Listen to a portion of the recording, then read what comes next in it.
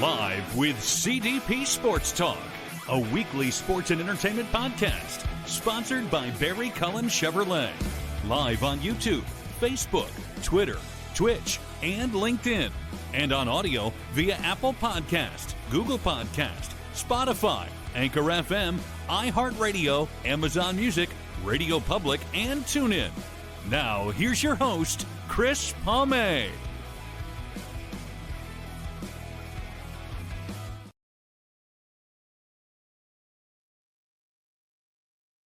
Good evening, everybody. Welcome to season 14, episode 38, overall 753 of Live with CDP Sports and Entertainment Talk Show, brought to you by our friends at Barry Cullen Chevrolet Dealership, located at 905 Woodlawn Road West in the Guelph, Ottawa. Check out their website, barrycullen.com, for the newest selection of new and pre-owned GM vehicles, along with their great selection of all-electric vehicles known as EVs, as well as Cadillac vehicles and their great selection of pickup trucks as well.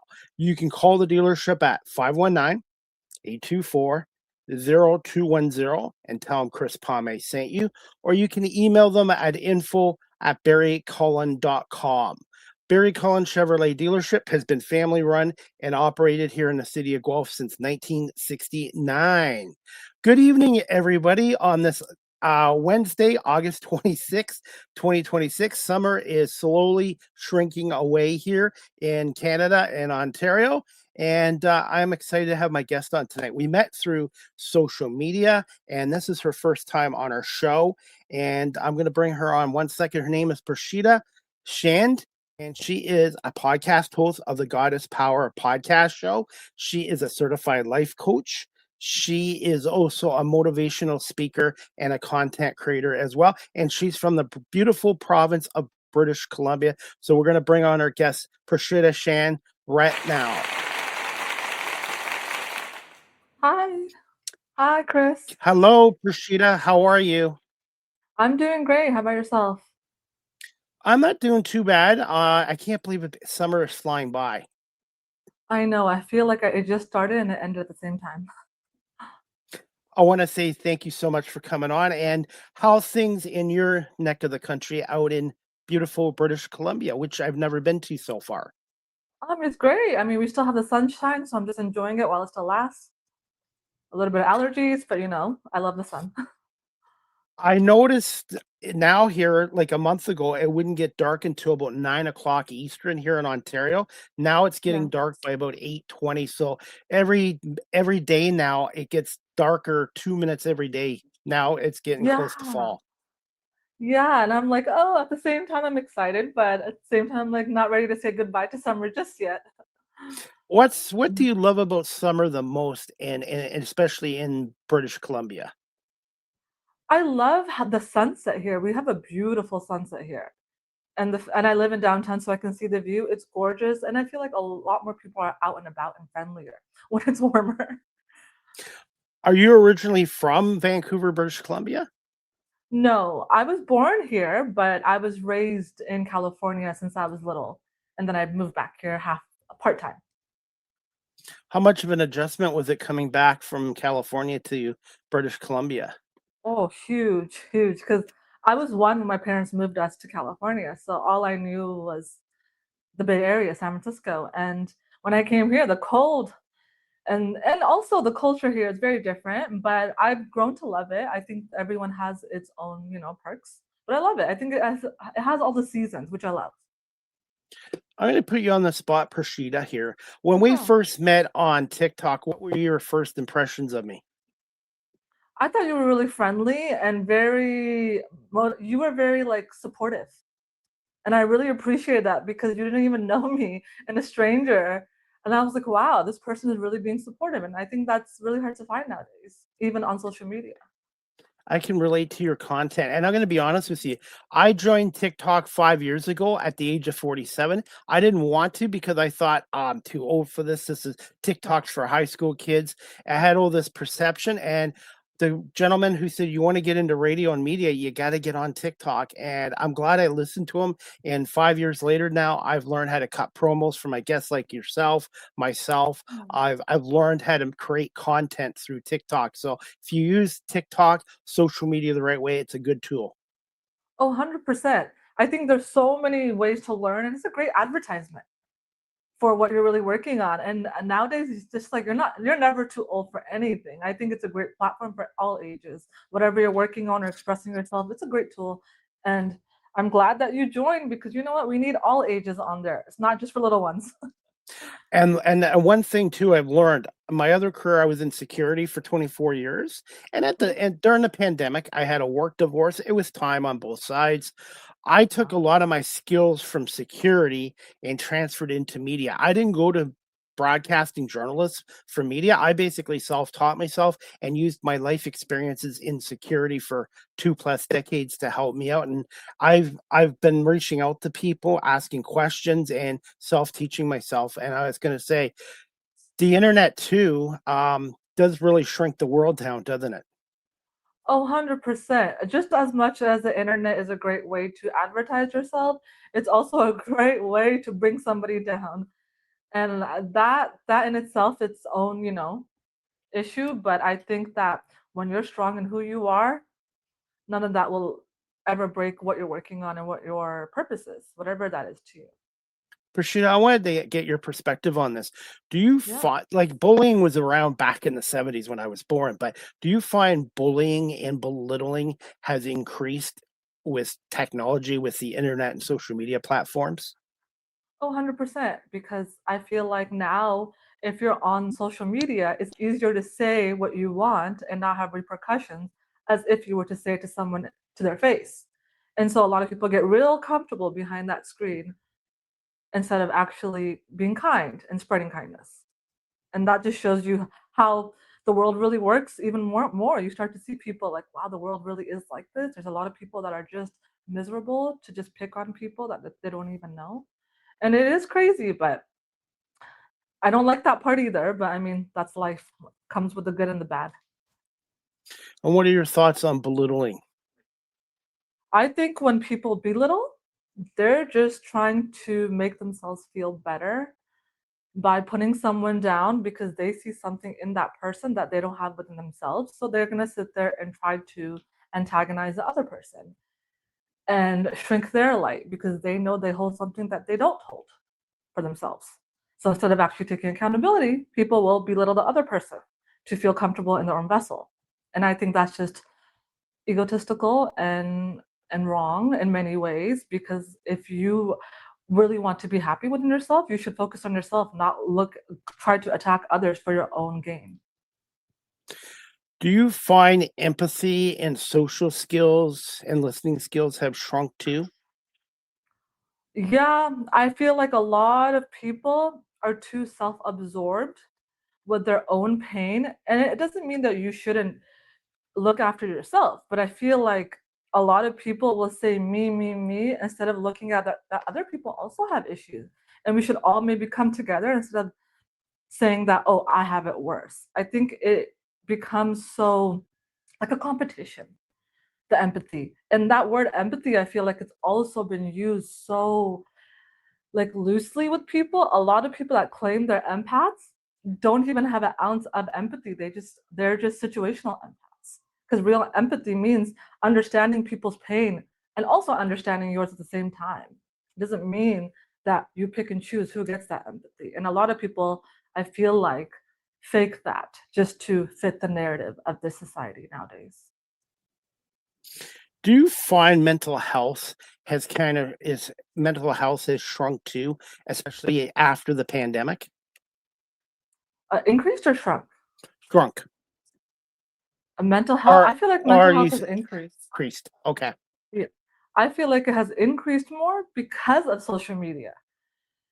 And that is because a lot of people, I just feel like a lot of people lack. Sorry, what was the question again? I kind of lost my train of thought. Do you feel mental health has Mental shrunk health. or increased?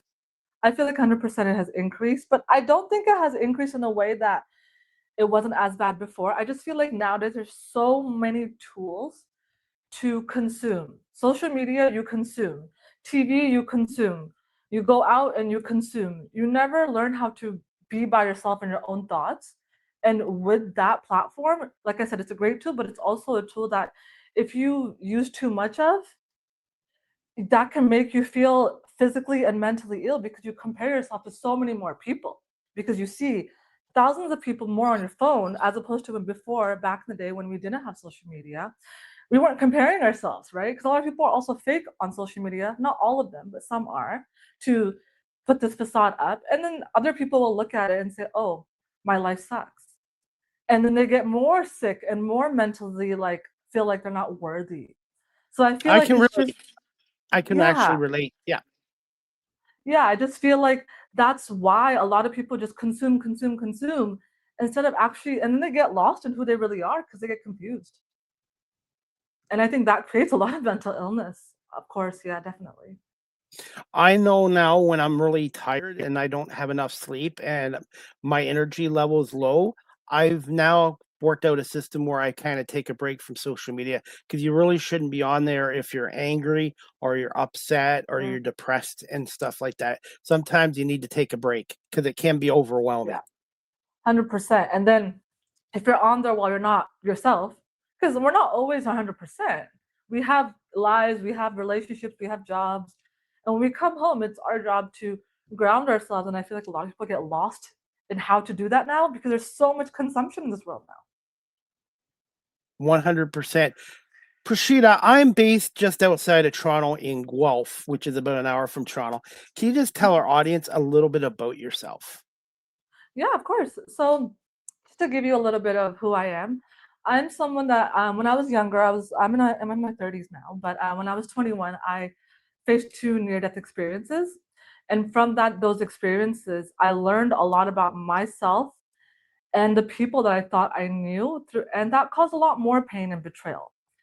And through the pain and betrayal, while I was already at my complete lowest, I started to completely lose my identity, but then I ended up finding my identity during this path that I was on, which I call the healing journey. And from that, I found my purpose.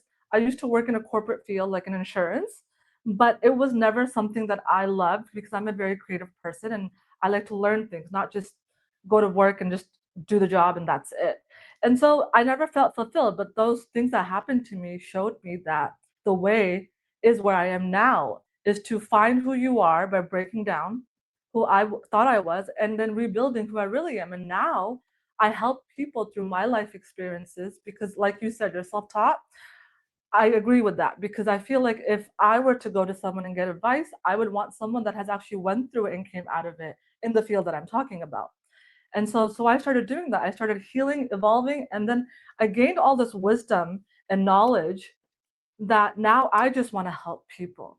And I used to be someone that wasn't seen or was afraid to be seen, speaking my truth or being vulnerable. And now I actually started a platform where I want to help people with my life coach license. And I have my podcast, which I just launched, and I have my TikTok. So now I'm basically just helping people become their highest version of them. And that makes me feel like I'm fulfilling my purpose. And now helping others is making me feel not only more confident in myself, but also excited for this new journey. So I used to be someone that was completely opposite from who I am now. I'm still Prashita, but I'm the real Prashita now, not what people have portrayed me to be. And I wouldn't be who I am now and do the kind of work I do now if I didn't go through any of the stuff I went through. So that's what I do for a living now, and that's kind of who I am. Basically, playing small and shrinking yourself for others, which I can relate to. Yeah. Oh yeah, definitely. Dimming your light and people pleasing because you think people pleasing is a way to get the validation that we think we need. Do you agree with me? People pleasing shrinks you and keeps you small. Oh, 100%. I used to be one of those people. Yeah, definitely. Prashita, your near death experiences, How difficult was it to overcome it? Like, how important was it to overcome it, obviously, but did you have a strong support system too? It was very difficult. I had a strong support system while I was going through it physically. Yes, and I'm so grateful for my parents. But then, and the people that were there around that time. But what really affected me was the aftermath because I basically had I got into a car accident where I almost didn't survive, and I broke my spine from that.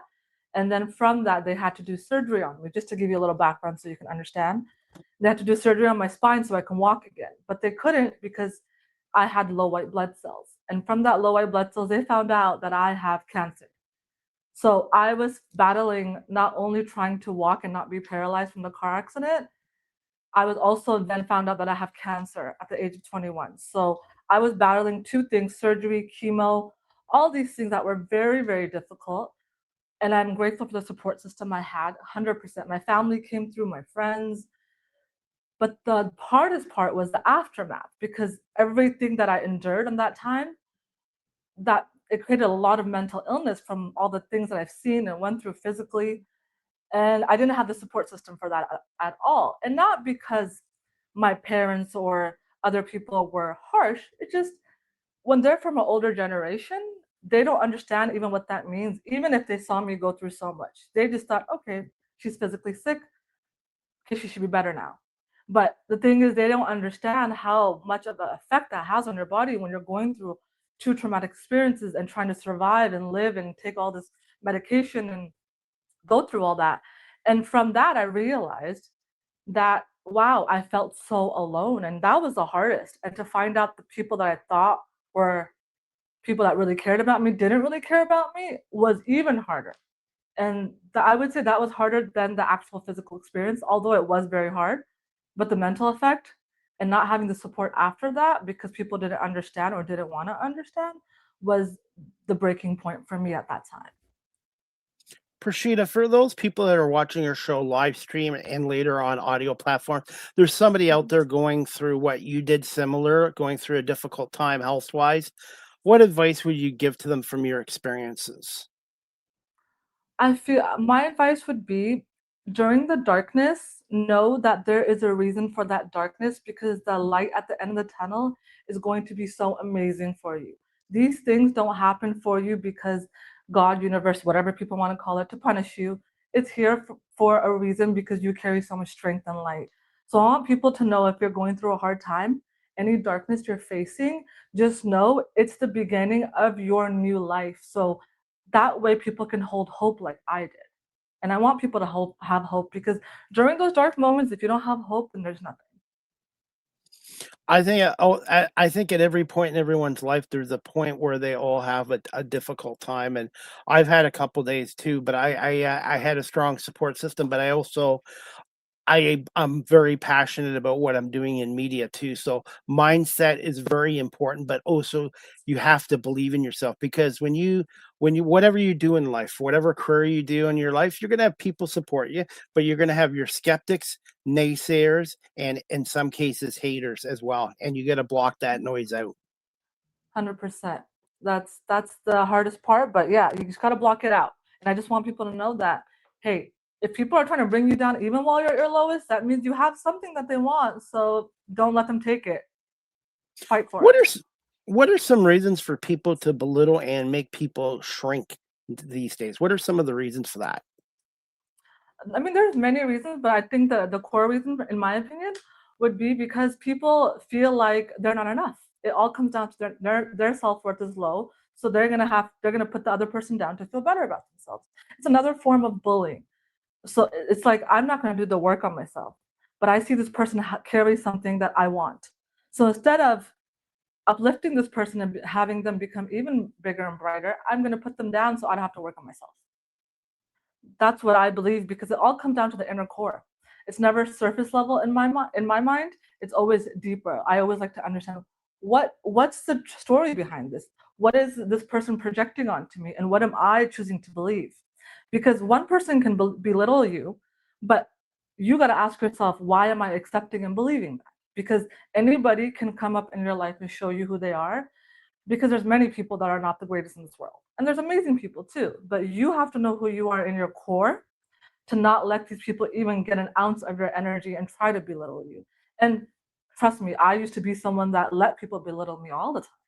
And once I realized that, I still didn't automatically say, "Oh, I'm not upset that this person's trying to put me down." I still was, because we carry so much trauma inside of us. And then that takes time to release, because we've learned in the society to suppress our emotions and, you know, shrink ourselves and just not be authentically raw and vulnerable.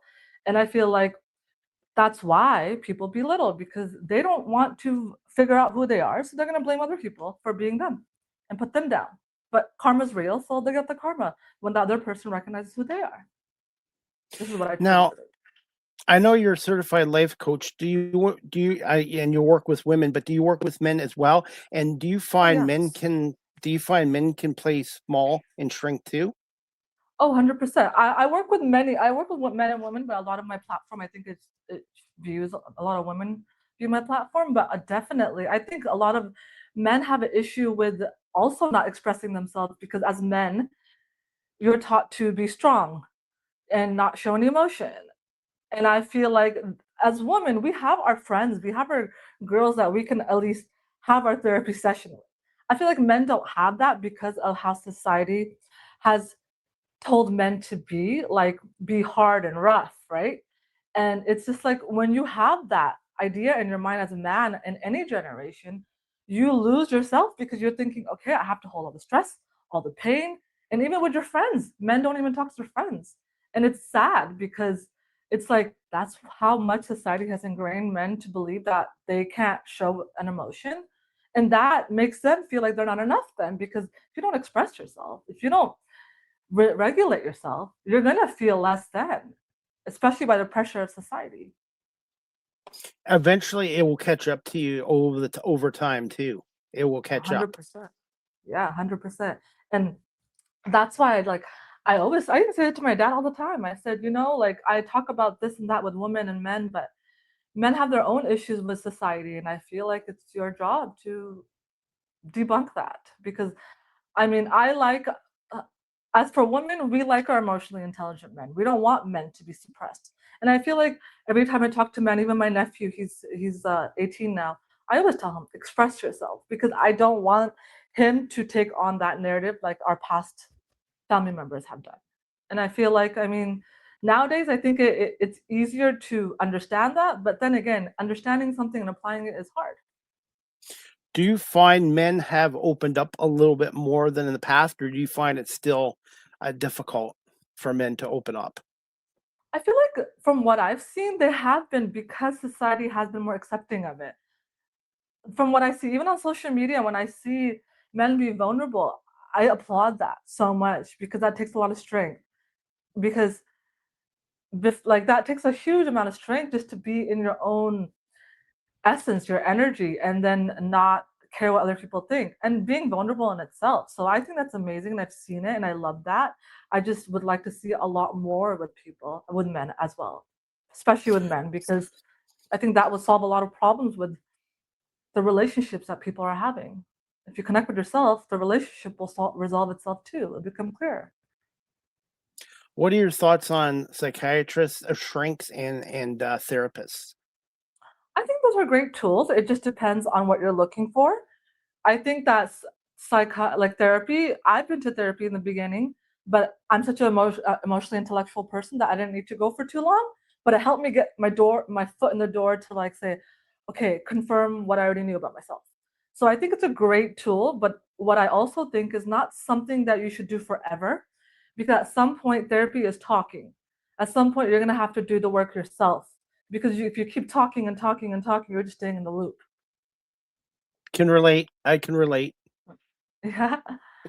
Yes, absolutely. And running my own media company, my own business, people don't realize how much work goes into it. And it's not just like when you start a business, money's going to come flowing in. So you got that stress on top of it. And also there's so many podcasters and live streamers, the competition too. Exactly. But if you want to have a, great mindset, then do the work. It all starts from the work, and that can look different to anyone. That's 100% because you can talk and be self-aware, but Yeah, talking and being self-aware is one thing, but doing the work is another thing. Do you find that's a exactly. problem with a lot of women and men nowadays too? They're aware, 100%. self-aware, and they know, but they just are not sure how to put the work in, or are afraid to put the work in. Oh, 100%. A lot of people are very just like there's some people there's a half of the group that are not self-aware, of course, but there's also that group of people that are so self-aware, but they just intellectualize their thoughts. I used to be one of those when I started my healing journey. I I can think and dissect a lot of things, but that also can be my downfall because then I will intellectualize every emotion, every pattern, and then I become hard on myself. It's like, am I really treating myself with the love and care I need right now, or am I trying to force myself to be better by intellectualizing it? And that's the hard part. But I also think that a lot of people that are self-aware are already starting at a great point because a lot of people are not self-aware. A lot of people are victims in this world as well. And so if you have that tool, just turn it around now. Feel the emotion. This is what I always teach people. Like, feel it. Don't let your mind think it. You already know what's wrong. You already know your trauma. You already know what your triggers are. You just need to learn how to feel it for once in your life. That's all it is. Sit with your feelings and whatever that looks like to you. And a lot of people get afraid because they have so much trauma inside of them that your energies are not balanced, right? It's like all the wires are crisscrossed. So they get afraid to actually do the work and get help, but it's only going to be worse for them because self-aware is a great point, but if you want to get further, that's the only way you can fully become the highest version of yourself and heal. Otherwise, you're just staying in a loop. Same thing. Do you find listening skills have shrunk? Yes, because I feel like a lot of people are overconsumed with so many things in this world, especially social media, that they don't even know how to sit still, that they gain so much. I'm not saying everyone's has ADHD, but a sense of ADHD where they feel like they talk over people. They're rushing because they're not grounded in their energy. So when they're having a conversation with someone, it's not even a genuine conversation. It's just, let me get my point across to show you that I'm good enough. It's like, where's the genuine conversations? Where's the conversation where we can go back and forth instead of being it one-sided? And I've had that in my past experiences too with family and friends. And it's just like, you start to understand, personally me, I just start to understand, I meet people where they're at now. If you are going to talk and not listen to what I have to say or interrupt me, then I am going to close that door right then and there and create a boundary, because then I'm just giving you all my energy and you're not giving me nothing. And so I feel like, yes, a lot of people do interrupt. A lot of people are chaotic nowadays. And I think it's all because of how social media has played a part into this, where you can't even be grounded, you're consuming so much. But I also think that it is our job to be like, you know what? I know who I am. I know I'm a great listener. I know I show up for you.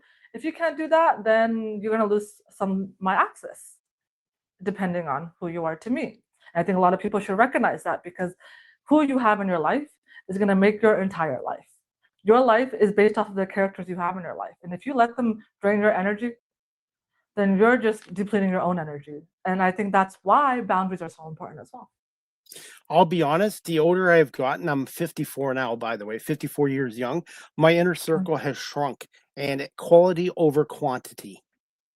Exactly. It's the What are best your way because, sorry, go ahead. I was gonna say, sorry about that.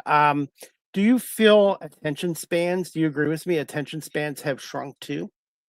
Oh, yeah, a lot, a lot, a lot. Like, I feel like people are, even the smallest things, like, say, if I go to a coffee shop and someone's in line, they lack complete social awareness because they're always on their phone. And that is just like the littlest thing that you can be aware of your surroundings, and you don't. And it's kind of sad. It's like, have we lost all form of communication that we can't even be human anymore?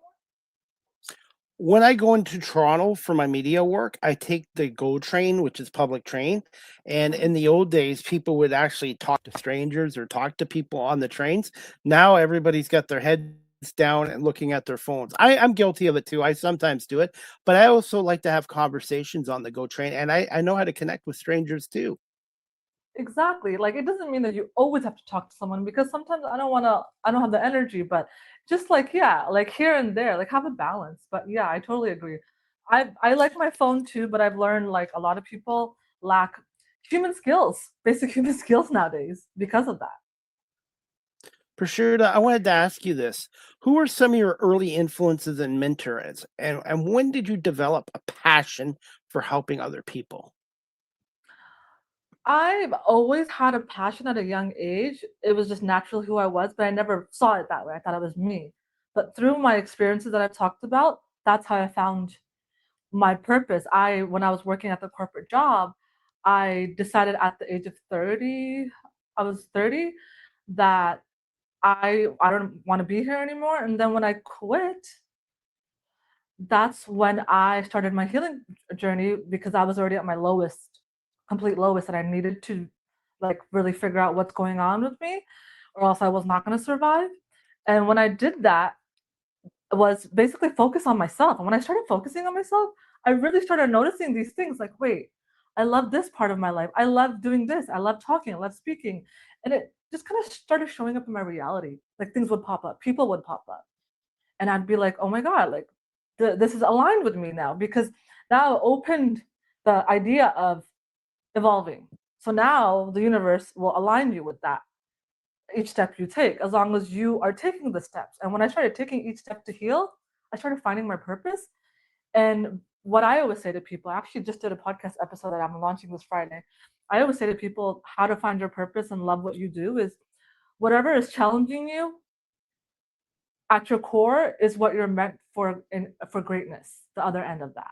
Because there's a reason why these lessons keep showing up in your reality through different people and scenarios, because you are meant to learn from it and then create your purpose from that. And that will look like different for everyone. But for me, I found it through my pain. As cliche as it sounds, my pain definitely. And then I realized, wow, I love to talk. I love to help people. I love when people feel good about themselves. Because I know there was a place in my life, and place in my life where I had nobody there for me, even my own family. And the only person I can rely on were the two people in my life. And of course, my parents, I love them, but they are the way they are because of their upbringing. But they never understood me. So during that time, I had to be the vessel for myself. And so now I just want to help people. When I see people like hurting, I know what it feels like not to be supported in the way I deserve and heard and loved. And I'm like I said, my parents did a great job based off of their upbringing, but I'm talking about I'm still human and still need that support that I wish I got as a young child and growing up. And so now it's like I love to be that person for others because I don't like when people feel low because I know how it feels to be at your absolute lowest. For many years, I was belittled. I played small, and people kind of they shrank me. I played small, and I got a taste of media work 7 years ago, and I Mhm. loved it. And my other career, I'm grateful for it. I did it for 24 years, but at the Uh-huh. end, I wasn't happy. I was looking at my watch, punching in 8 to 4, doing the bare minimum, and I'm just I'm grateful for that 24-year career. But I got a taste of broadcasting through volunteering, and camera work led to my podcast, which led to my radio show, which led to me starting up my own business. I've had some people support me, but I've had some skeptics and naysayers. I've just learned you got to have thick skin and you have to Mhm. block out the noise. It all starts with you. 100%. If you don't believe in yourself, nobody else will believe in you. Oh yes, I 100% agree with that. Because that's the thing, if you want to be that person that you know you're meant for greatness, build the root from yourself first. So that way nobody can try to tear you down because people will tear you down when you're doing something that they can't understand. But you know who you are, so you gotta have thick skin 100%. And I feel like these moments of your life prepare you for that. Even those jobs that you didn't like, same with me.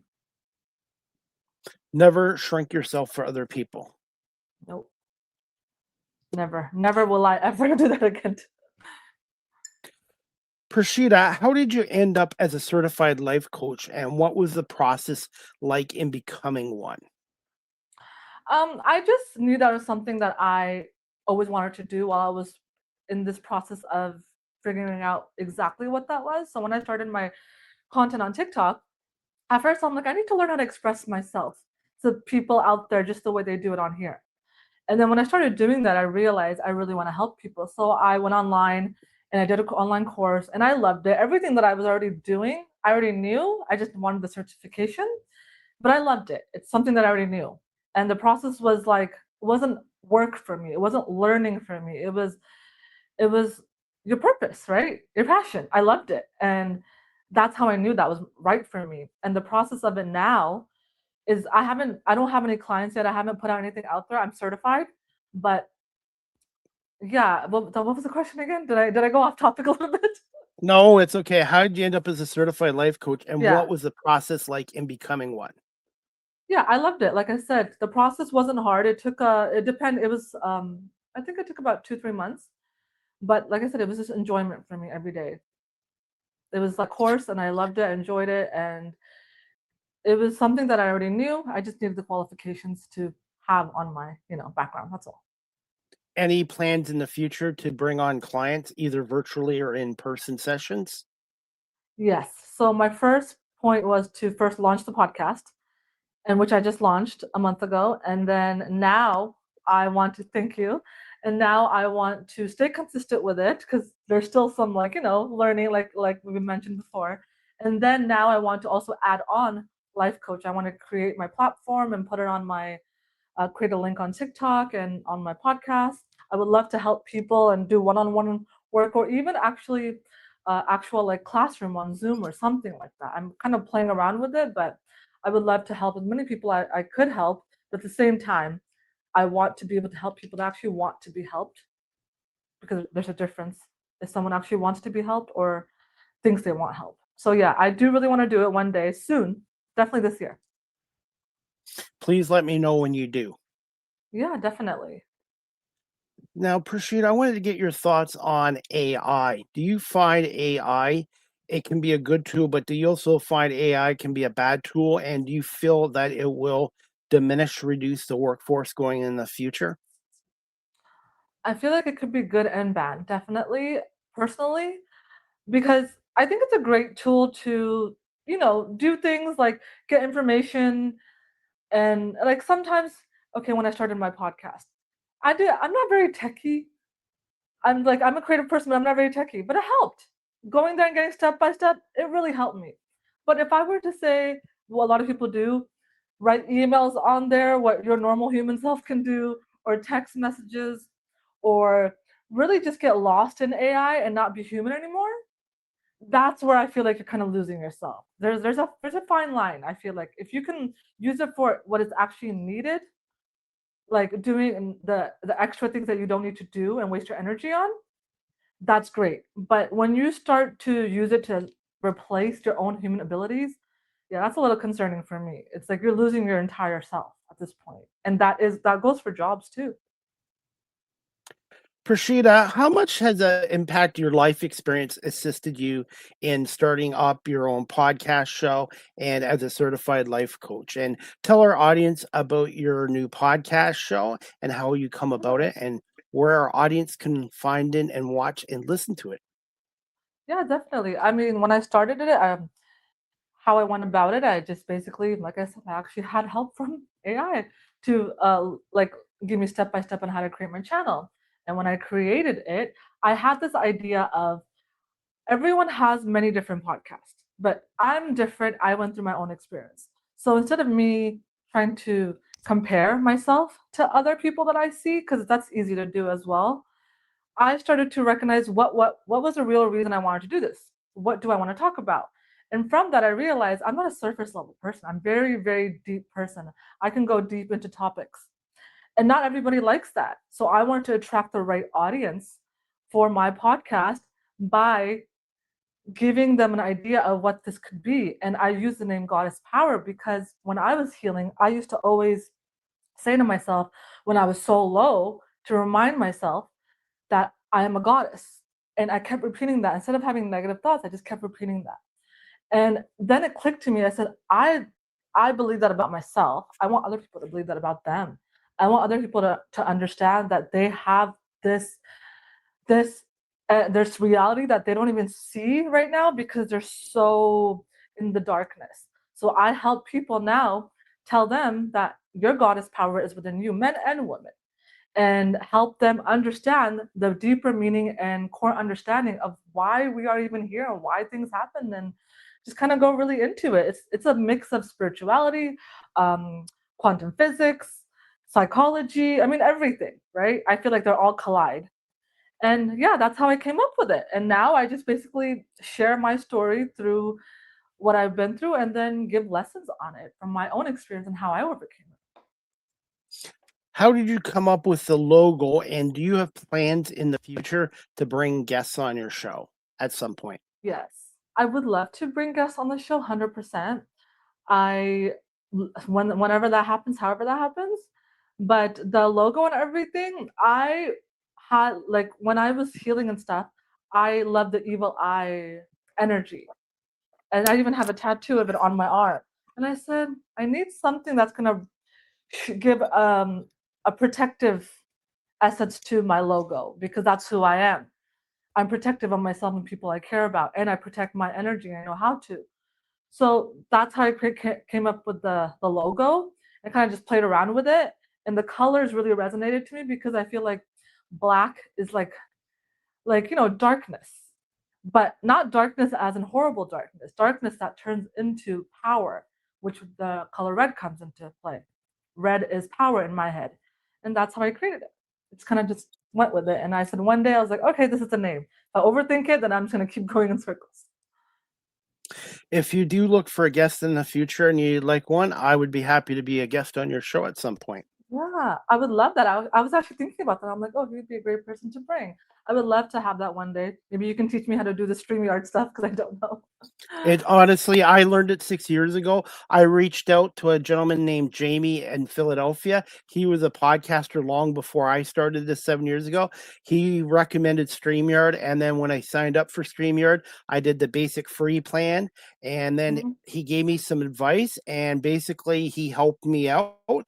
And now what I do with other people who are starting podcasts or live streaming shows, they're interested in StreamYard, I try to pay it forward back to them as well.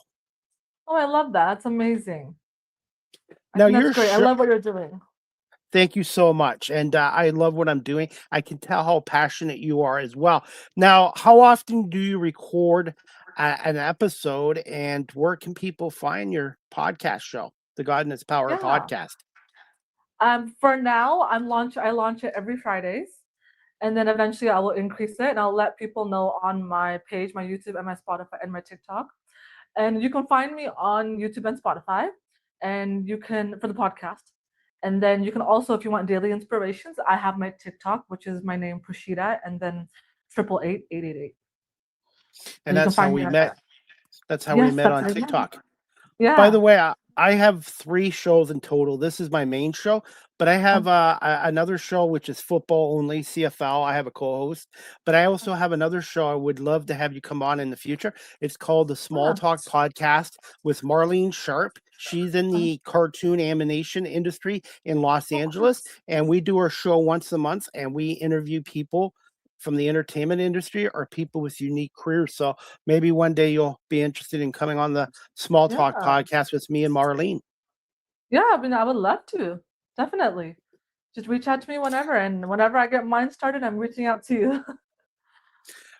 I was gonna ask you if it's okay. I couldn't open up your video. I don't know. I guess my laptop, I don't know what's going on with my laptop. So I did find a TikTok video of yours. Is it okay if I play it from your TikTok page? A little video clip? Sure.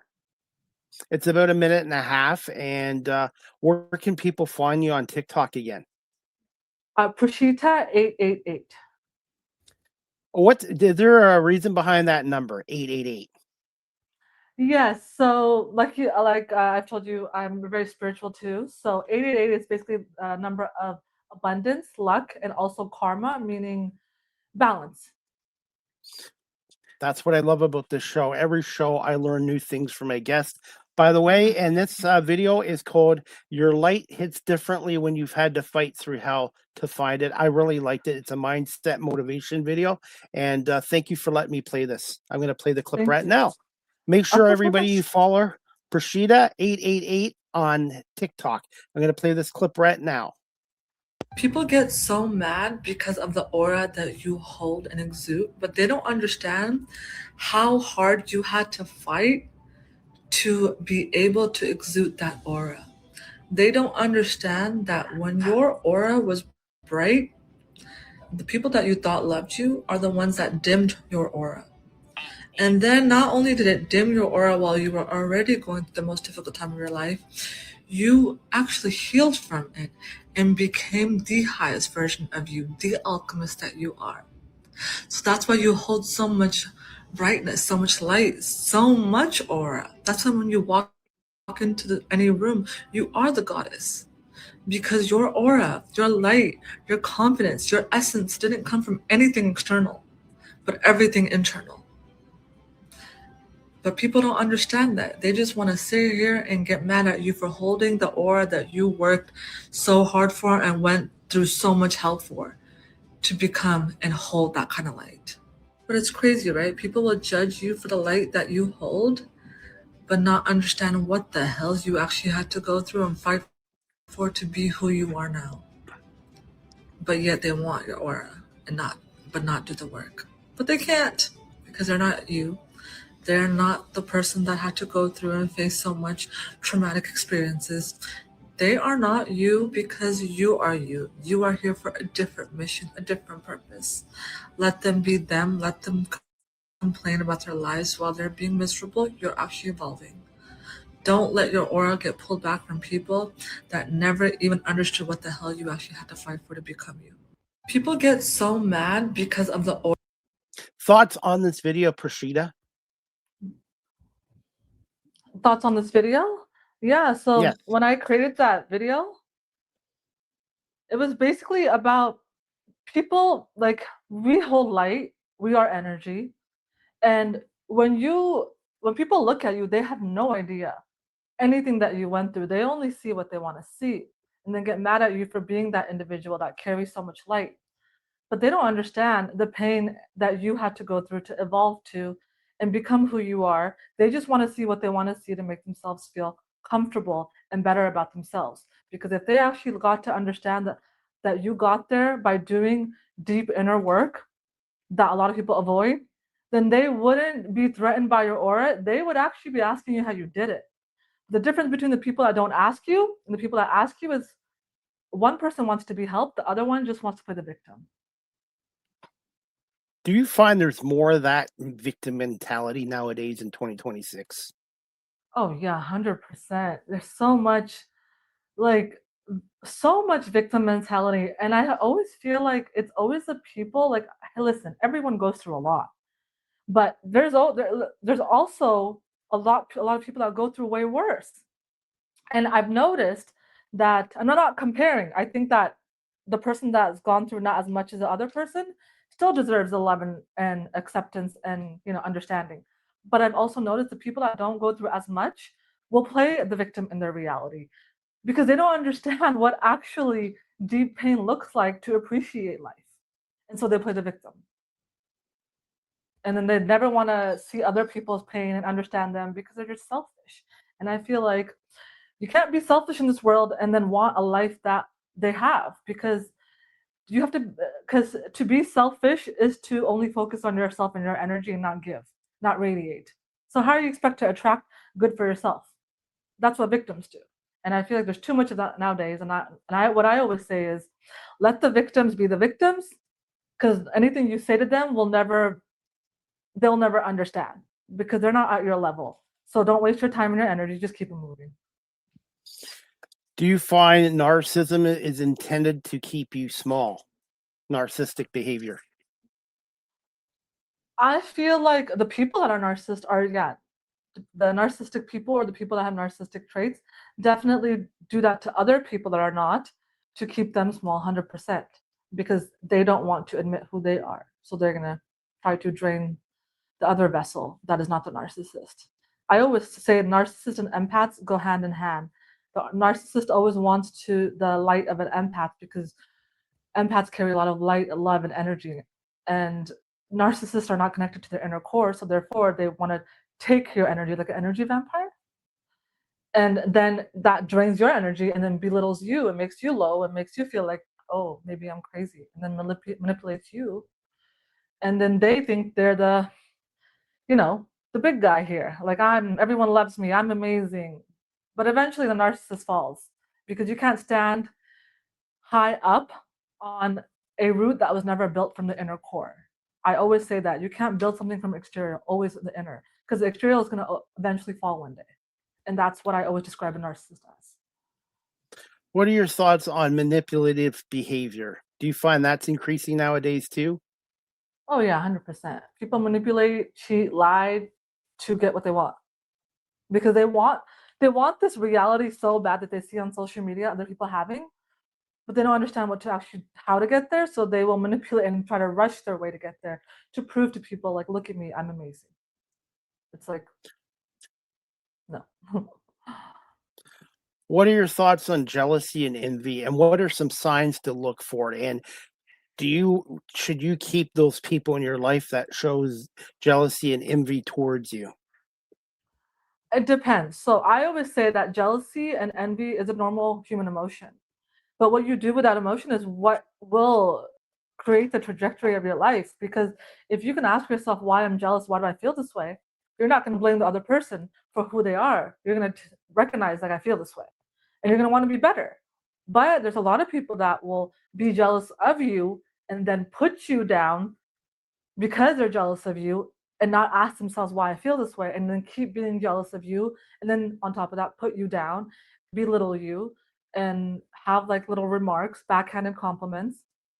And then that's going to drain your energy more. And I would always say to people, if you have people like that, they're not aware of how they're feeling and they're just projecting their jealousy, like, very, very cautiously, stay away from them because they will drain your energy. They are basically preying on your downfall and you don't even see it yet. And you don't want anyone like that in your life because that's like a snake that you don't even see yet. And you don't want a snake around. I noticed on social media, and I'm sure a lot of people from their past that you haven't talked to in years, they follow you on social media and they don't talk to you.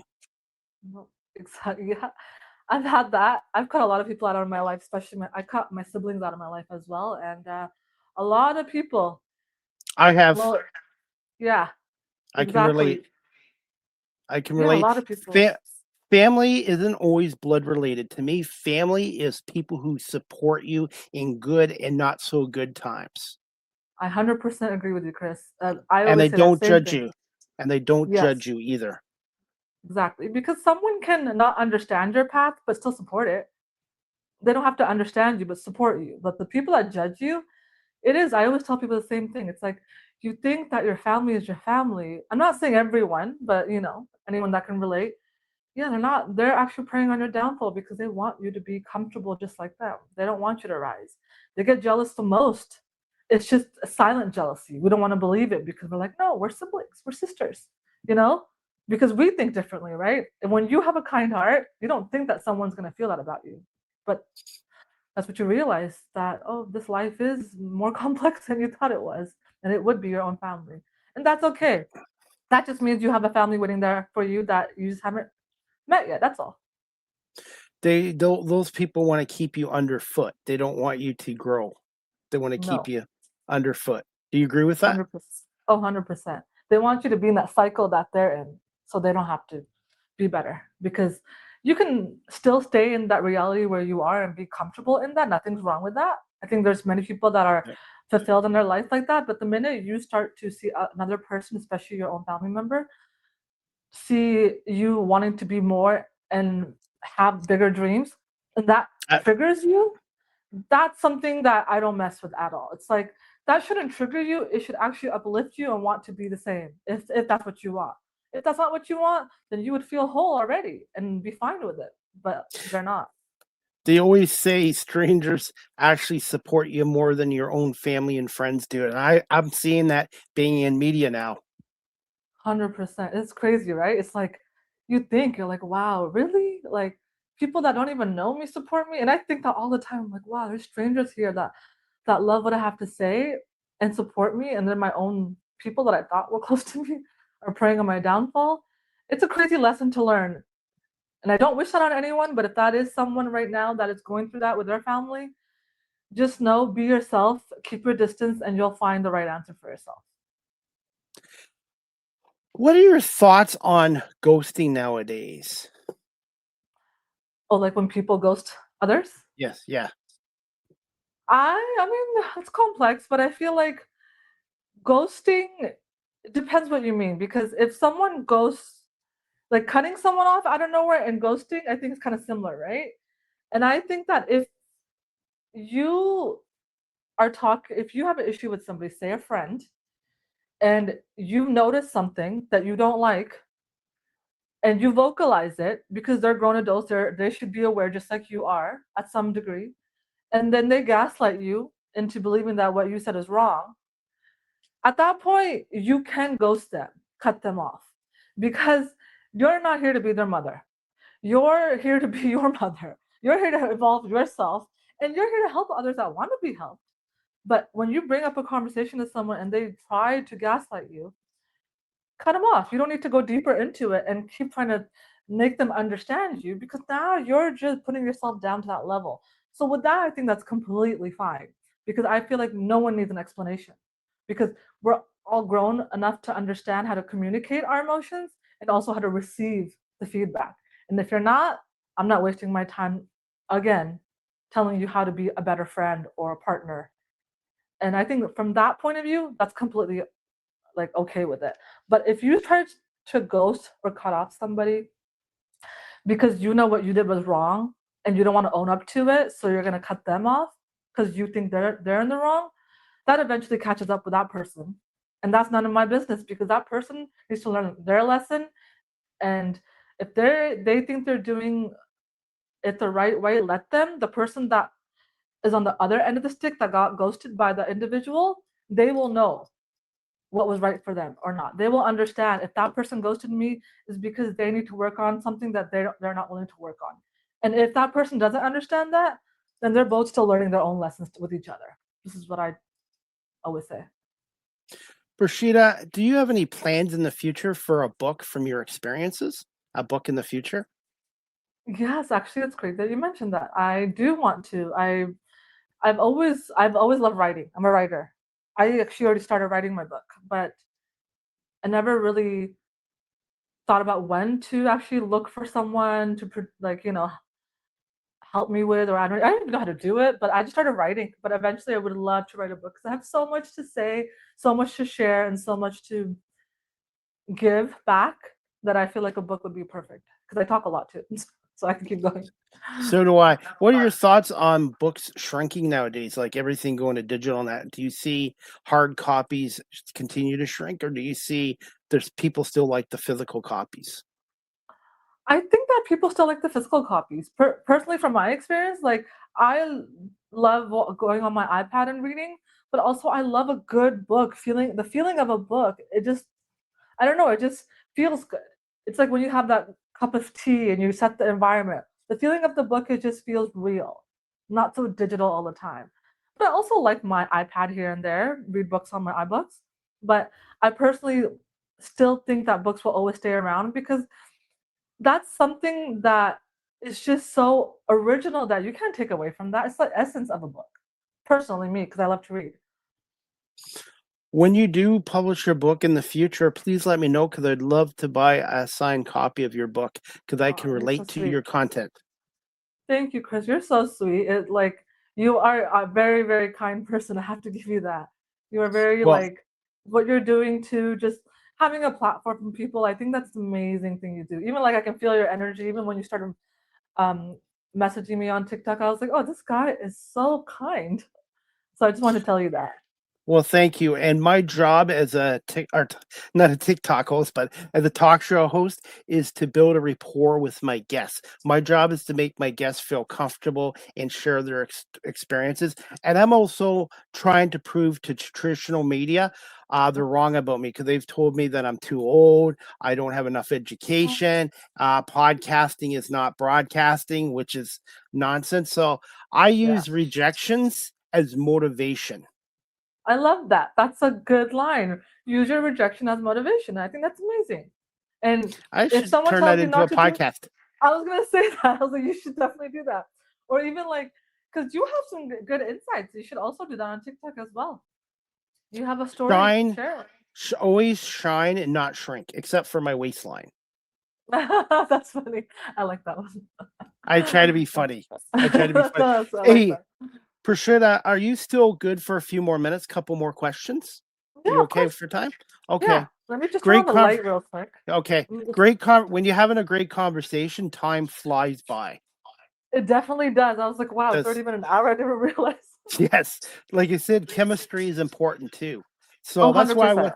when I look for potential guests and they want to do a phone call with me or a Zoom or a Mhm. Google Meets, I'm willing to work with my guests because if you build a rapport with your guests, chances are your show will even be better. I agree. I think that's the best. You have to vibe with the energy, and you'll know in the first few minutes. Even when I was talking to you, I was like, oh, he has energy. I like it.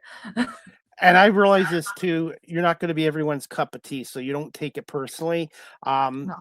I've been very fortunate, but sometimes you're not somebody's cup of tea. And then sometimes people a month later are like, hey, Chris, we really like your work. We want to come on your show. So you don't take things personally and No. you don't burn bridges, in my opinion, from my Oh, 100%. experiences. I agree. I think everyone has their own way of doing things, and it doesn't mean that they're wrong. It just means everyone has their own path and own way of Yep. doing things. And we just don't align. That's fine. And when you book guests, you don't want to be pushy and you don't want to push them or bug them. And you don't want somebody on here that's not a talker or they're not enthusiastic about coming on your show. So my attitude is it's either yes or no. If they say no, maybe, not sure, I'll get back to you. I move on and let them contact me. That's how I do it. I'm old school in that sense. I think that's a good way because you already put it out there. If you already put Yeah. it out there and you're just second guess having a conversation, which it's going to help a lot of people in some ways, at least one person. I think there's no wrong in that, but I agree. Don't chase anyone. You planted the seed. If they're meant to come on your podcast, they will come. Otherwise, you don't chase. Absolutely. I wanted to Yeah. ask you this, Prosciutto. Can you just explain these terms to the audience? Emotional healing, self-worth, spirituality, boundaries, and tongue twister, and personal transformation. Yeah. So I mean, those words basically mean one to me. Like, well, spirituality is basically us. We're all spirit in a body, right? So we have energy, we have spirit, we love, we cry, we get mad. That's our spirit, but we tend to lose our spirit through our upbringing, our trauma. And so with that comes emotional involvement, healing. What was the other word you used? I forgot the other word. Spirituality, Uh-huh. boundaries. And boundaries. Yeah. So Yep. basically your spirit is you, and that all connects to healing, evolving, boundaries, emotional involvement, and that just means connecting to your spirit. Be who you are meant to be, not what society has turned you into believing who you are. That's where it all comes down to. Recognizing who you truly are, your true spirit, your true form, your true essence, because from there is what you attract everything that you desire. Because if you are meant for greatness and you feel it inside of you and you've been through a lot, it just means you have to come back and find that greatness again. And you need to go through that so your greatness can even become even more great, because you can't be chosen as someone to be like, say, this big motivational speaker that God has intended for your universe, however people want to say it, if you haven't been through any of the pain to understand what happiness looks like. You can't have true success without true pain, because how are you going to understand what true success and happiness looks like if you've never had the other end of the stick? So that's what all those words really mean. Finding your spirit healing, evolving, and creating those boundaries. Because once you find who you are, you also will learn you're not going to work off of the old you, the people pleasing tendencies. Because when you're a people pleaser, you will attract so many energy vampires because you please other people and not yourself. You neglect yourself. So when you start to heal, you have to create a very, very strong boundary because people will try to take your energy because it's like a moth to a flame. They want your energy, but they can't hold it themselves. So that's where boundaries come in. And you got to have strong boundaries in this world, especially when you are an empath that has a lot of love and light inside of you. People pleasers want to keep you shrunk. Oh, 100%. And they'll take that. They see that light, you, and they're like, I'm going to take it. And they'll try anything and everything. But even when you've created the foundation within yourself, but you're already created the foundation now that you know, okay, I know who this person is and who that person is. But you Just wouldn't like have known that if you didn't go through it, right? just like toxic environments, whether it's a toxic work environment or a toxic home life, it can damage your mental health and mindset if you stay in it too long. Oh, 100%. Like if that is slowly eating you up, the more you stay in that environment, even relationship, or even that job opportunity, it will drain your life force. It's like taking away from your true self. And we don't want to do What that. do you find people are more complacent now to leave their jobs because they don't want to take chances? They just want to stay small. Oh yeah, 100%. I feel like a lot of people want to make a change. It's not like they don't. They're just afraid of the unknown. They're fearful of what will happen. But that's where the beauty is, though, the unknown, right? You can't control your life when something bigger is meant for you. And if something's screaming at you to change, it's okay to be afraid. But are you one day when you're older and when you're old and you're lying on your deathbed, are you going to sit there and say, man, I wish I would have attempted to go after my dreams? Or are you going to say, oh, I attempted, but I failed? I personally would be someone that attempted and still failed because at least I tried and there was never a what if. So that fear that people hold is strong, but regret is even stronger. So who do you want to be? For me, the only true failure is not trying. I think people who Yeah. try and change, they're not failures. I think the people who refuse to try are the ones Hmm. that are failures. I don't like that word failure. I just think it's basically you got to try, and if you don't try, then you're fail. Yeah. I just don't like that I use that word. I just think, like I said, I just think hey, for many years I was complacent. I was afraid to leave because my Yeah. job paid decent money, had benefits and pensions. But at the last 5 years, it was miserable. I was having anxiety. I hated going into work. I would just do the bare Yeah. minimum. And at the end, I was ready. 24 years with the same company, same department. It was time to move on. And yes, my business, I'm not making a ton of money right now, but I'm a lot happier than I was in the other career. Exactly. And I agree with you. That word failure that society uses, like if you try and fail. But are you really failing when you try? No, you're learning more. Like the more you fail, the more you learn. And that a lot of people are afraid to fail. That's why. But you're not failing. You're learning through these Yep, quote unquote fails. absolutely. How would you I'm gonna ask you this too before we wrap the show up in 5 minutes. How would you describe yourself as a motivational speaker, and how often do you speak at events? I haven't done any events yet. I'm still fairly new to the platform, but I how would I describe myself? I would describe myself as someone that is outspoken, kind, but at the same time I say it like it is. I go into information. I like to dissect things. I like to understand people. I like to hold space for people, whatever that looks like to them and the help that they need. So that's just who I am. I like to just basically be me, uplift people, but also be honest. I'm very honest. If I don't agree with something, I'm not going to say you're wrong, not at all. I'm just going to try to help people find a different way of looking at things and understanding and opening up their minds. And if that means that they agree or understand or feel a little bit like, let me look into this, then great. If not, then I just was not for you. But I know that I show up authentically me. I will never filter myself because that's what I used to do. I used to dim myself a lot. And now I don't care how I am perceived.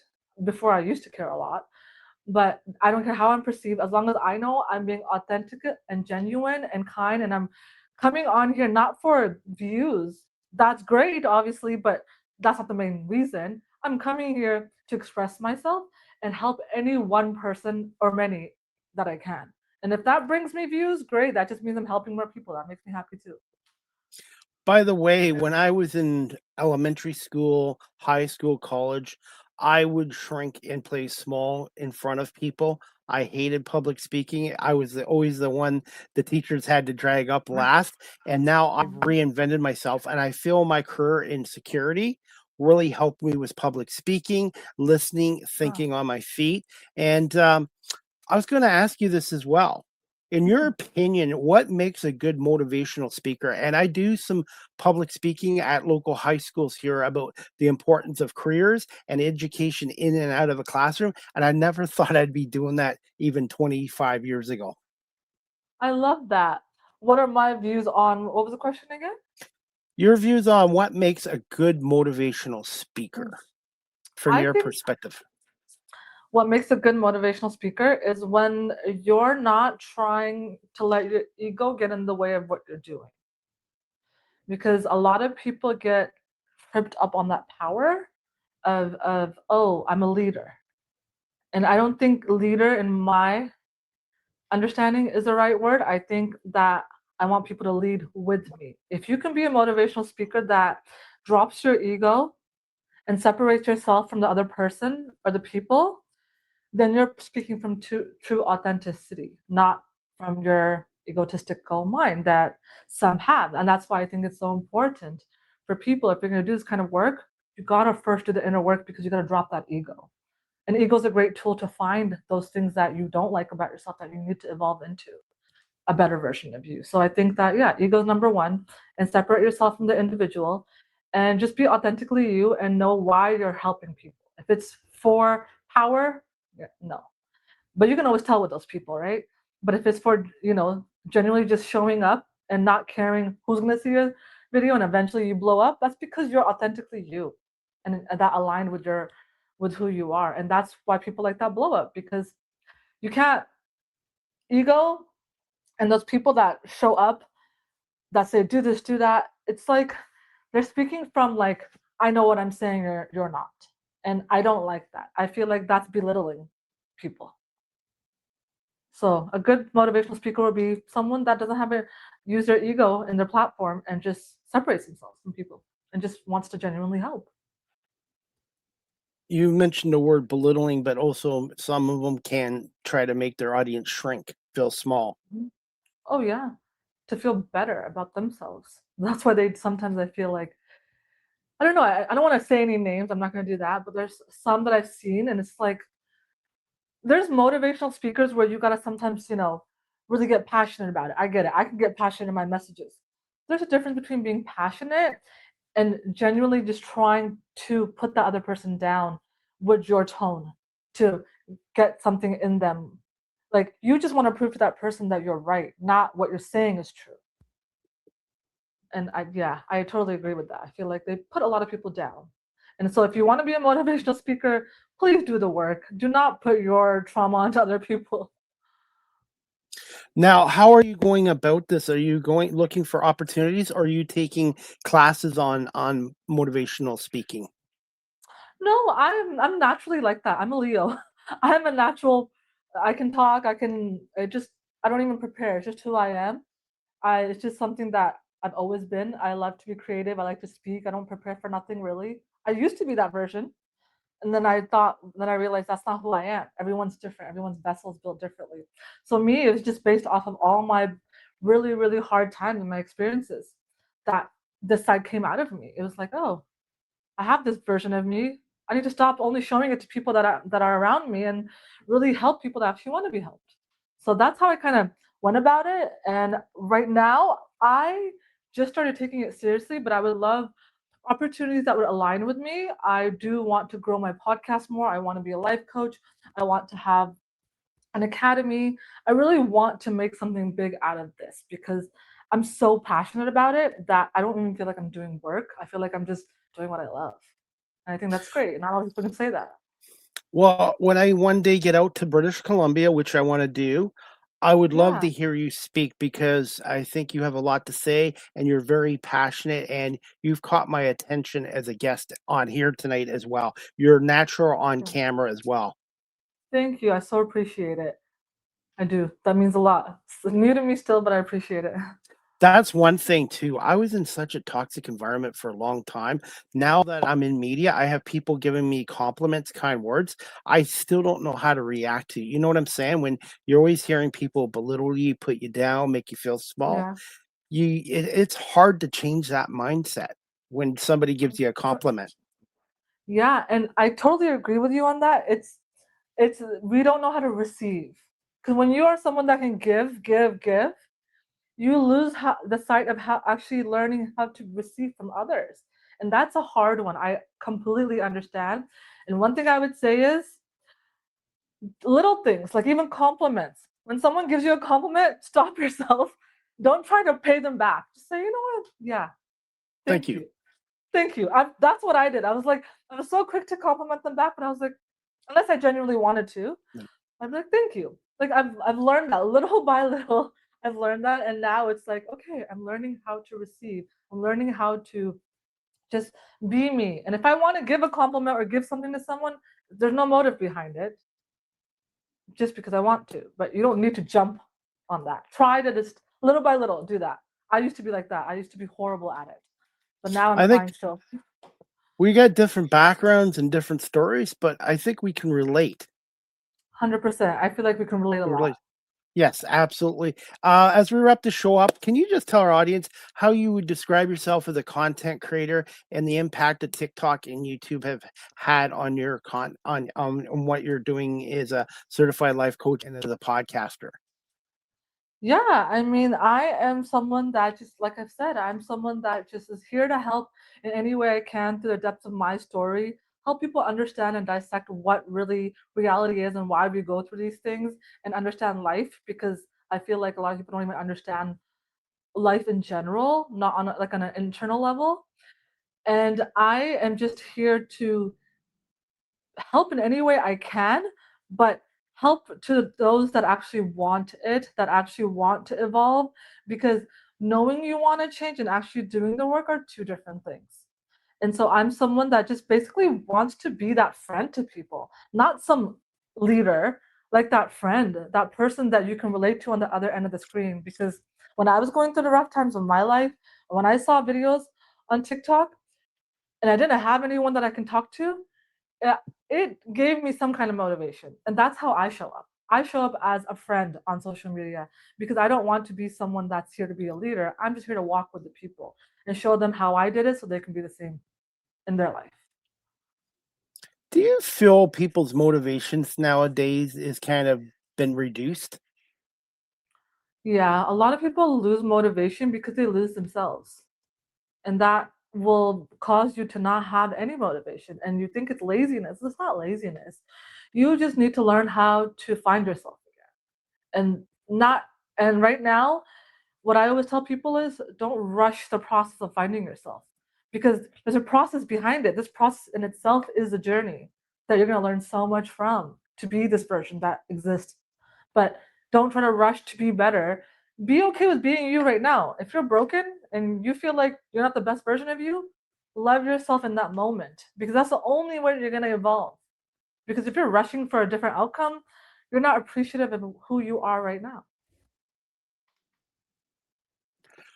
What's two words to describe yourself, Prashita? And what's one fun fact about the province of British Columbia as we wrap this show up? I don't know about I don't know as British Columbia, but um, two fun facts about me. I basically am someone that has turned my life upside down at the age of 30, and I love to dance. I'm a very creative person, but I love to dance. I love art. I love singing. I love doing all these things. People don't really know much about that. I'm very, very I'm also very loudly outspoken and a comedian at times, but not everyone gets to see that part of me because my energy is limited to the people that deserve that part of me. And I also love California. That's where I'm originally from. And I would love to move back there one day, but I love to travel. I love to not stay in one place, and I love being by myself most of the time. And as far as British Columbia, it's a beautiful place if you love all four seasons. Because we do have beautiful seasons here. We have everything. And I think it's beautiful nature wise because we have city, we have all the beautiful nature, we have the water all in one scene. And I think that's beautiful because we don't get that everywhere. Have you thought about being a stand-up comedian or trying it one day? No. I'm more like I say what it's on my mind, I just say it. Like I'm just really like I'm a jokester. But I don't show that to people. Like when people see me in public, they think that I am very reserved because I don't show people everything. But no, I never thought about that. But it is something that I've always thought to like maybe dancing because I heard like exposure therapy is so good. And I want to kind of bring that childlike version of me back where I used to love to just be free and act however I wanted and danced and not being afraid to show that side of me. I kind of feel like I've lost that at some point, and I'm trying to bring that back. I've had a lot of comedians on my show, and they say being a comedian is a form of therapy. It's helped them get through tough times in their lives through laughter and making others smile. And I've also had a couple of female ventriloquists on my show too, by the way. Oh no way, that's awesome! I would love to see that episode. I think that's Yes. so true though, because laughing is the best form of medicine, 100%. Hey, if I keep getting shorter, we can do a ventriloquist act.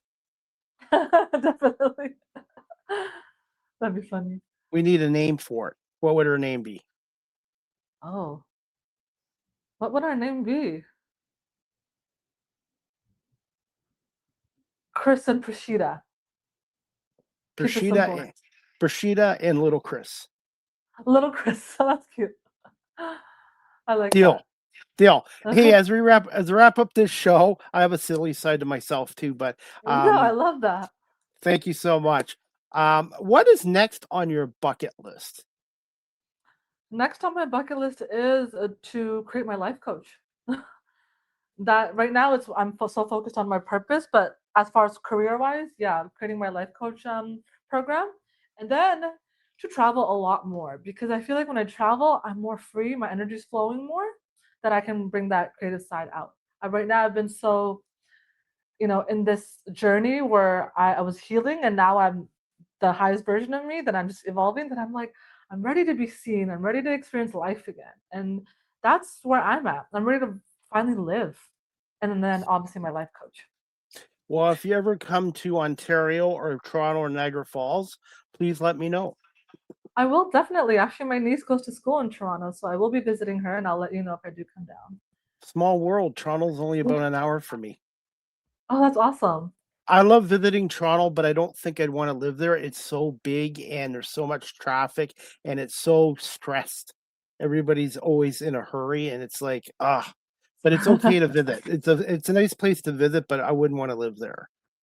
Yeah, everyone's totally different. I get it. I'm the same way. Like I live in downtown, but sometimes like it can get a little chaotic and crazy. So I just stay at my place for a couple of days to get my energy back. So I understand. Prashita, as we wrap this show up, this segment's called Ask the Host CDP a Question. CDP are my initials, by the way. So do you have a question to put me on the hot seat? Yeah. So what happened? You have to go in complete detail, whatever you feel comfortable. But what was that one thing in your life that got you to be this version of you where everyone started to second guess what you're doing right now, right? Saying that this is not going to work out. What pushed you to that moment? And say, I forget love it. Do it. my whole life is to prove people wrong. I lost a parent when I was younger. I had teachers and a I'm sorry. principal back in the 80s tell me since my dad died when I was young that I wouldn't get through school. I would not amount to anything. And anybody who's told me I can't do something in my life, I like to prove wrong. And I feel age is just a number. And also, being in security really helped me with this career because security, you got to deal with people with substance abuse problems, mental health issues, people who have gambling crisis. I had to learn how to communicate effectively with the public.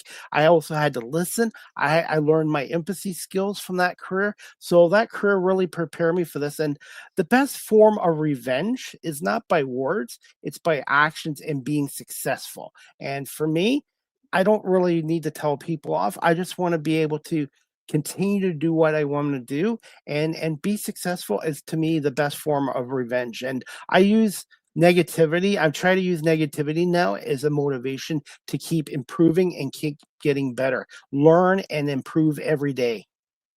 I love that. I think that's a great way. That's something that I would tell people myself. Use that as a fuel. And TikTok has been a really good tool. If you stay out of the bad aspects of it, it's a really good tool. And Yeah. I've had a number of great guests on my show from TikTok, and I also use social media to find potential guests as well. So booking guests, by the way, is a full-time job itself. So when you Oh, do start getting 100%. guests on your show, you'll find out it's a full-time job, and you also have to be accommodating and flexible. And also, I've had guests on from 12 different countries in 10 different Oh, time zones. So I've had to learn different countries and time zones as well. I had the female ventriloquist on from Australia. I had to do the show at oh, 3:30 in the morning my time because oh my Australia God. is about 14 hours ahead of us. And that woman's name is Lindy Jane. She is a terrific female ventriloquist. It's not an easy profession to do. No, I love those. I need to watch that episode because that is hard to do. I don't know how they do it, I but will I love definitely what you send it just to you. said. Yeah, definitely do because Yeah. I love those things.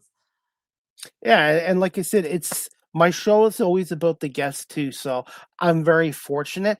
It's the guests that make a great show, and my job again is to make the guests feel comfortable and welcome here, and share their stories and experiences. And I learn something new from every guest that comes on here, and that's why I love doing this show.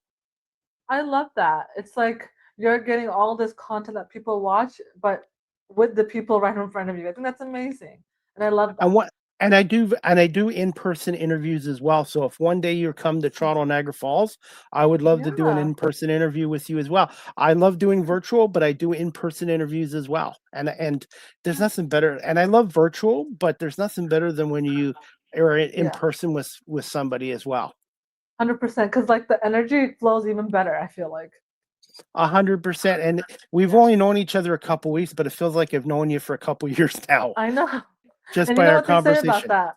That What? means that we are aligned. That's what I always say. If we can right away get along and have a flowing conversation, we're aligned. If we can't, Uh, then we are not. Absolutely.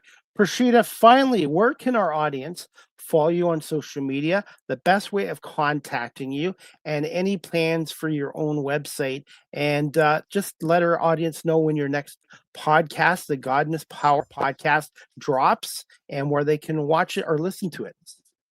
Yeah, so you can. I have all the information. I believe it's on my YouTube, the email, on Spotify, the bio. You'll see my email address on there, or even on my TikTok page. You'll see the email address, which is Goddess Power Goddess Power by Prashita at gmail.com. If people have any questions, they want to inquire about anything, they can always email me. And as far as my platform right now, currently it's just TikTok, Prashita888, and I will be adding Instagram. And then my YouTube and Spotify is Goddess Power Podcast. And then I do have a website link that I'm going to put on my TikTok. I just haven't put it on yet.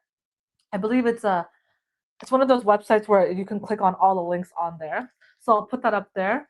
And then I try to launch every Friday my new episodes, and then eventually I will increase that as I learn more through, posting and creating.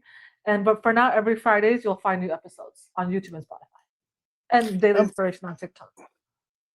and by the way, since it's summertime, are you a fan of ice cream? Oh yeah, I love ice cream. Who doesn't love Harder, ice cream? hard or soft? Soft. I like the hard stuff. Yeah. What's your What's your favorite? favorite flavor? Oh, mint chocolate chip. My favorite flavor, I actually do some promos for a local ice cream place here. I Oh, love I love blueberry cheesecake, cherry cheesecake, banana cream pie, cake pop, and anything with chocolate. By the way, a fun fact about me, I haven't had chocolate in 9 years, almost 9 years. wow, good for you. I had to That's give it up. hard. It's hard to Yeah. give up chocolate, but hey, summertime ice cream's good. And by the way, we have a thing in Toronto called the Canadian National Exhibition, CNE. You guys Huh? have one out on the West Coast called the Pacific National Exhibition. Do you ever go to those fairs, summer fairs? Yeah, we call it P&E here. Yeah, Definitely. It's in I used to go all the time when I first moved here, but I have not anymore. It's too yeah. crowded for me now. But yeah, it is a lot of fun. We have a beer garden, concerts, even the FIFA. We had FIFA here, which was a Yeah. lot of fun. You guys had it too, right? The In Toronto, I believe yeah, in Toronto Toronto, had yeah. FIFA. Yeah, yeah. Yeah. And then Well, next go sorry, ahead. go on. Oh, I forgot it. Oh yeah, so they had the FIFA everything there as well, Peony and here. It was a lot of fun. I enjoyed it. By the way, they're using the FIFA soccer grass in Toronto where the Argonauts play at BMO Field. It is the best grass field I've ever walked on. The night I went there, it was raining heavily and the grass was dry. I could have taken my shoes Wow, off and walked across it. I'm telling you, you could eat on this grass field. So that's it's crazy. amazing. It's amazing. But next week, I'm going to be at the CNE in Toronto and I'm going to be interviewing some people about some of the foods, some of the drinks. I don't do Ooh, rides anymore because I'm 54, but I'm going to do some content for the CNE and it's um, our version of your P&E and I will post it on TikTok as well. And by the way, Prashita, you have an yeah. open invite to come back on the show again in the future or the Small Talk Okay. podcast with Marlene Sharp and myself as well.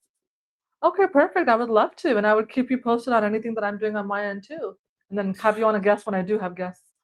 Would you like me to, in the morning or tomorrow, send you the full video episode of this through WeTransfer? Would you like the full video episode of it? Sure. Yeah, sure. That would Okay. be great.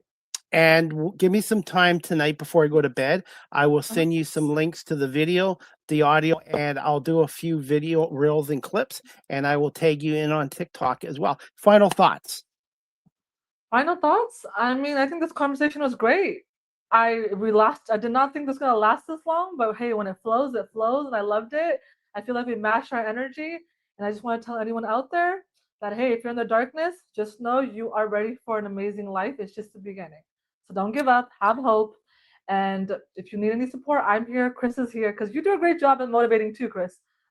So, I never thought I would be a motivational speaker, dude. honestly. And last week when I was in Toronto, I had 5 young kids come up to me. They said Chris Palme. I'm like, I didn't know these young kids. And Aw. I'm like, I'm Chris Palme. And they're like, hey, we want to get a picture with you and sign some autographs for us. And I'm like, you guys are pulling my leg. You're joking. And they actually were serious. And I do media not just for the pats on the back because it's a passion of mine, but when people start Yes. recognizing your work, especially strangers, it's like an adrenaline rush, honestly. It 100%. is, Like to be honest. it's amazing feeling. It's just like, oh, you love my advice. You love to listen to me. Like I'm actually Yeah, making a difference. Like it feels so yeah, good. That's amazing. I'm glad. I absolutely. can't So wait I've till been that very happens to fortunate. me one day. It will happen to you. It's a matter of time. And we were connected because of your content, and I can relate to it. And I'm sure many others Thank can you. as well. So continue doing the great content. And I'm looking forward to your next podcast show coming out this Friday. I will support it as much as I can and promote it as well. Thank you so much, Prashita, for coming on Thank here. you. And hopefully one day I will be able to come out to BC and hear you Yeah, speak. definitely. Yeah. Just give me a shout. And it was so nice talking to you, Chris. Take care and get some rest because I'm sure it's late there in Toronto by now. Yes, in it's Ontario. 11:05. 11:05. But anyways, you Oh, have a great evening and we'll talk to you soon on social media. okay, sounds good. Take care. Bye. Thank you so much. Take care. All right, everyone, that concludes season 14, episode 38 overall, 753 of Live with CDP Sports and Entertainment Talk Show. I want to say thank you to my guest tonight, Prashita Shand. She is a certified life coach, motivational speaker, content creator, host of the Godness Pod. She is a host of the Godness Power podcast, which comes out Fridays, and you can watch it on YouTube and Spotify. Just type in Godness Power podcast. So thank you to Prashita Chan for coming on here tonight. And you can follow her on YouTube and TikTok at Prashita888, and YouTube channel is at Godness Power Podcast. And you can reach her by email by godnesspower by Prashita@gmail.com. And again, her podcast is out now on YouTube and Spotify. As we wrap up this show, guys, on the late Wednesday night here on Wednesday, August 26th, right now, Barry Cullen Chevrolet has a $25 Esso on mobile e-gift card with the purchase of an oil change and an eligible vehicle health check. This offer is valid from June 1st, 2026 to August 31st, 2026. You got 5 days left to take advantage of this offer. Book your appointment today at Barry Cullen Chevrolet dealership. And again, Barry Cullen Chevrolet is a proud sponsor and advertiser of Live with CDP Sports and Entertainment Talk Show. You can check out their website at barrycullen.com, or again, call them at 519-824-0210, or email them at info@barrycullen.com. As we wrap up the show, guys, check out the New Hope Animal Rescue Group, located at 4990 Jones Baseline Road in Guelph, Ontario. Telephone number 519-836-9780, and their website is newhopeanimalrescueguelph.ca. If you're looking to adopt a cat or foster a cat, check out the New Hope Animal Rescue Group. And for you to come down there, you have to make appointments. So either call them again at New Hope Animal Rescue Group at 519-836-9780, or visit their website, newhopeanimalrescueguelph.ca, for daily details. And they have some cats down at Pet Value. A couple of them have been adopted. Wyatt and Raj, a bonded pair, have been adopted. And Peanut, that was down there, has been adopted as well. But they will have some new cats in September at Pet Value up for adoption. So if you're looking to adopt or foster a cat, check out the New Hope Animal Rescue Group. They do wonderful work down there as well. And as we wrap up the show, guys, again, everyone knows I do volunteer work and fundraising for the Cambridge District Humane Society, located at 1650 Dunbar Road in Cambridge, Ontario. Telephone number 519-623-7722, extension 0. Ask for Kat or Michelle, or visit their website, CambridgeHumaneSociety.org. All the animals that are up for adoption, their pictures and profiles are on CambridgeHumaneSociety.org. And to come down and see them, you have to make an appointment with Michelle, or do it through Kat or Michelle through 519-623-7722, extension 0. The Cambridge District Humane Society does a wonderful job looking after our homeless furry friends and ensuring they get adopted into good homes and families as well. And at the Cambridge District Humane Society, you can't buy happiness, but you can adopt it. So please check them out as well. And guys, if you like a personalized video message from yours truly, go to cameo.com/Chris Palme. I do happy birthday, happy Hanukkah, happy anniversary, happy divorce, anything within reason. So go to cameo.com, type in Chris Palme, and book your Cameo today. Also, if you like my YouTube channel and like my talk shows and would like to support my media content, I'm on paypal.com. Paypal.com @Chris Palme, or email me cpalme19@gmail.com through PayPal if you'd like to support my YouTube channel, my YouTube Shorts channel, and my 3 talk shows as well. And finally, guys, Live with CDP Sports Entertainment Talk Show is live streamed on YouTube, Facebook, X, Twitch, LinkedIn, and available on Instagram. Live with CDP Sports Entertainment Talk Show is also on audio platforms such as iHeartRadio, Amazon Music, Spotify for podcasters, Apple Podcasts, Breaker, Pocket Casts, Spotify, Castbox, LinkedIn, Pandora, TuneIn, YouTube Music, and Good Pods. And also the audio version of this show is now on YouTube as well. So you can watch both the video and the audio on my YouTube channel as well.